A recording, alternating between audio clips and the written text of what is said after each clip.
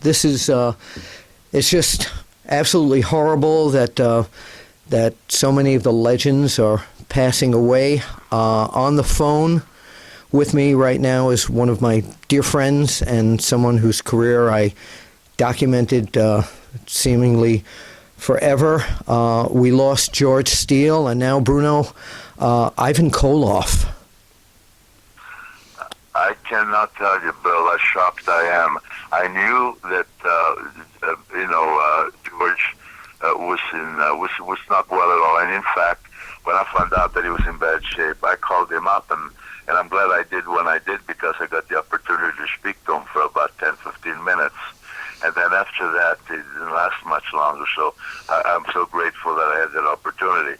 As far as Ivan, my God, I'm so shocked at both of these deaths, because I knew both of them so well. But Ivan, I remember when I first connected with him, I saw him in Montreal, and I came to Pittsburgh, and then from Pittsburgh we went to New York for Vince McMahon Sr., and he was just, I've always said on all interviews, he was just a great performer in that ring.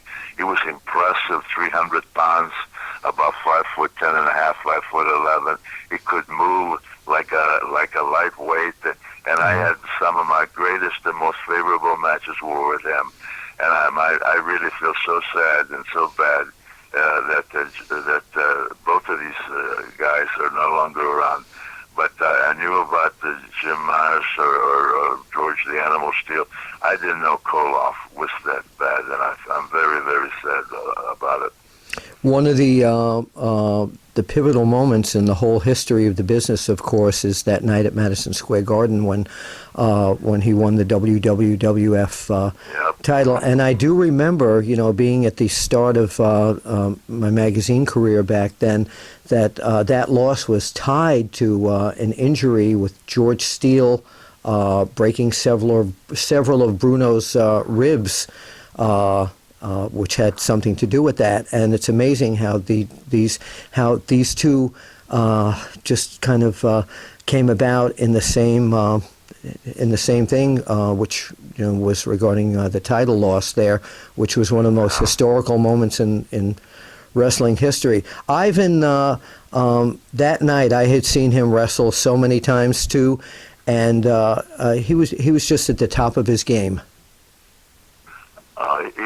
He was tremendous. I mean, really, honestly, he was just on top of his game that night, and other nights that I wrestled him, because I wrestled him a lot of times, and I honestly don't believe that I ever had a match that I felt that when the people left the arena were disappointed. He was just a great performer in that ring, and like I said, in his younger days when he was 300 pounds. And in my younger days, when I was about 275, if I may say so, we both moved very well for our size, in that ring. Yes. And I always had the utmost respect for him, because he looked like a bull, and he moved so gracefully and fast, and he could do it all in the ring. He could do great action stuff, high spots as we call them. He could do good wrestling maneuvers, and he could brawl. I mean, he could do everything. Yeah, he had it all. He had it all. That's right. It's a sad time in wrestling right now, because the two giants of the game have perished. There's one moment I remember with you and George Steele that sticks out in my memory, and it's nothing he did in the ring. You were wrestling Pedro Morales at Shea Stadium, and the two of you had gone, I think it was almost 90 minutes, and toward the end of that match, he was scheduled for a match, and it didn't happen, and he ran out onto the field at Shea Stadium and to run in on you and Pedro, and the cops had to drag him back to the dugout. Yeah, I remember that. Yeah. That was in 1972, I believe. I believe so. I'm terrible with dates. So. With what? I said I'm terrible with dates. I'm horrible with remembering years. But I wanted to call. I wanted to call you, and because again, Ivan Koloff was such a big part of your career as well, and Rest in peace, Ivan Koloff. Thank you, Bruno Sammartino. Thanks, Bill. Thank you, very kind.